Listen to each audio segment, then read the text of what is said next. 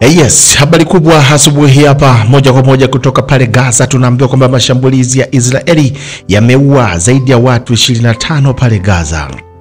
Takribani watu 25 wameuawa katika mashambulizi ambayo yamefanywa na jeshi la Israeli usiku kucha kuamkia leo hii katika ukanda wa Gaza. Miongoni mwa watu waliouawa ni watoto 8 na wanawake 5.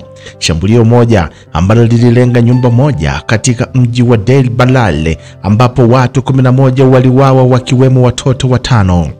Mama wa mmoja wa watoto ambao wameuawa katika shambulio hilo, ambaye anafahamika kwa jina la Janaili, ameelezea namna tukio hilo ambalo lilivyokuwa. Alisema kwamba tulikuwa tumelala, hatukufanya kosa lolote, na ghafla nyumba yetu ikaangukiwa. Mtoto wangu alikuwa amelala pembeni yangu, walikuwa kando yangu, lakini wamekwenda. Katika ukingo wa magharibi, wizara ya afya imesema kwamba wanajeshi wa Israeli wamemuua mwanamke mwenye umri wa miaka 30 katika mji wa Salfiti siku ya jana, baada ya kile jeshi hilo ambalo linakitaja kuwa ni jaribio la shambulio la kisu.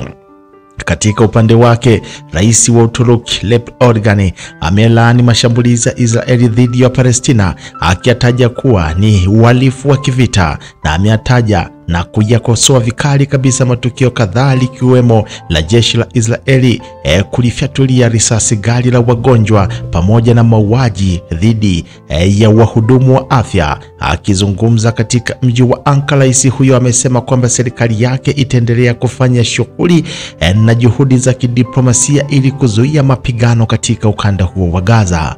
Mashambulizi hayo yanajiri wakati rais wa Ufaransa Emmanuel Macron ametembelea mji wa bandari wa El Arish wa Misri, ambao ni kituo muhimu kabisa cha kupitisha misaada ambayo inapelekwa katika ukanda wa Gaza.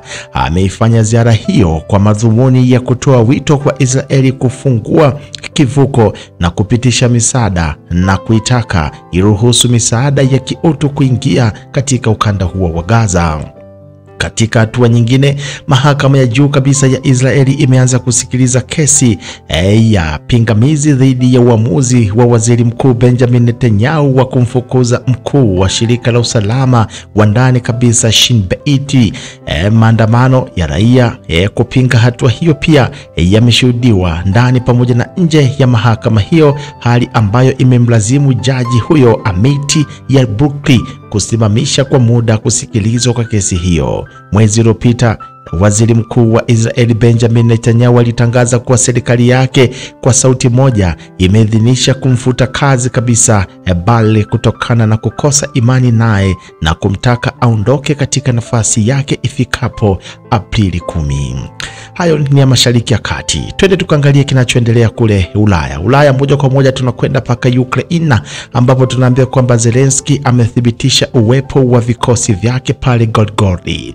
Rais wa Ukraine Zelensky amethibitisha kuwa kwa mara ya kwanza kabisa kuwa majeshi yake yako katika baadhi ya maeneo katika mkoa wa Belgorod nchini Urusi, wakati vita za nchi hizo mbili zikiendelea kupamba moto.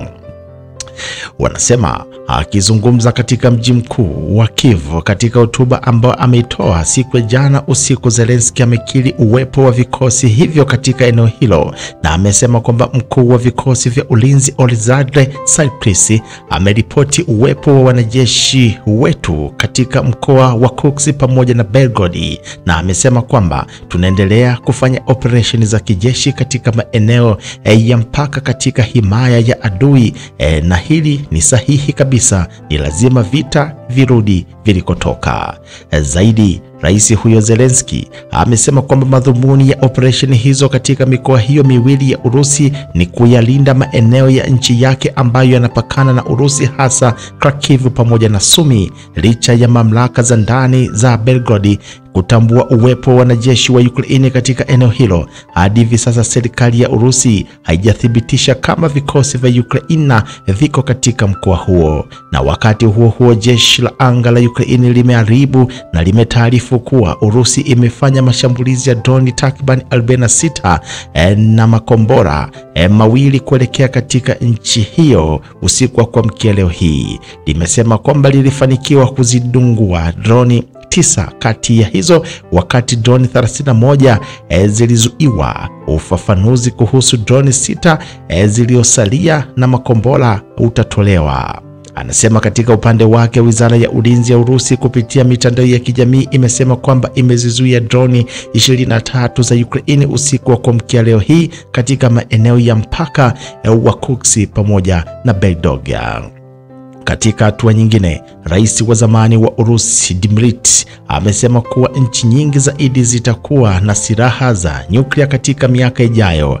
Amesema hayo na kuzilaumu nchi za magharibi kwa kusukuma ulimwengu katika vita vya 3 vya dunia kwa kujihusisha na vita dhidi ya Urusi pamoja na Ukraini. Kupitia ukurasa wake wa Telegram, rais huyo wa zamani amesema kando na hofu ya ongezeko la silaha za nyuklia hapo baadaye, na ameandika kuwa dunia itaunda silaha mpya ambazo zinazoweza kusababisha uharibifu zaidi. Ameongeza kuwa hata kama vita vitakoma nchini Ukraini, suala la kupunguza silaha za nyuklia miongoni mwa mataifa katika miaka ijayo haliwezekani. Mpenzi mtazamaji, wakati hayo yakiwa yanaendelea katika vita hivyo kati ya Urusi pamoja na Ukraine, tunaambiwa pia Urusi imeidhinisha mkataba wa uhusiano kati yake pamoja na Irani. Bunge la Urusi limepiga kura kuidhinisha mkataba wa kuimarisha uhusiano wa kisiasa, kijeshi pamoja na kiuchumi pamoja na Irani. Hayo yanajiri wakati ambapo Moscow ikiwa katika harakati za kuimarisha ukaribu wake pamoja na washirika wake.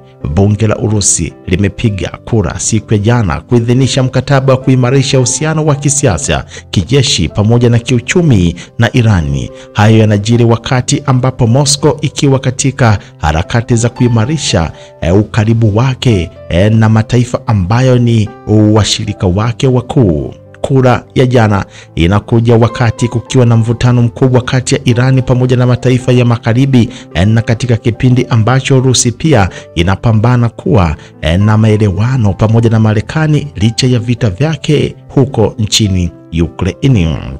Akizungumzia kuhusu mkataba huo, naibu waziri wa mambo ya kigeni wa Urusi amesema kwamba makubaliano hayo yanaimarisha uhusiano wa Urusi pamoja na Irani hadi kufikia kiwango cha ushirikiano wa kimkakati na wa kina kabisa, uhusiano ambao unalenga kuimarisha ushirikiano katika maeneo mbalimbali ya kipaumbele kwa nchi zote mbili na kukuza uanzishwaji wa mfumo wa haki wa kimataifa na katika pande zote.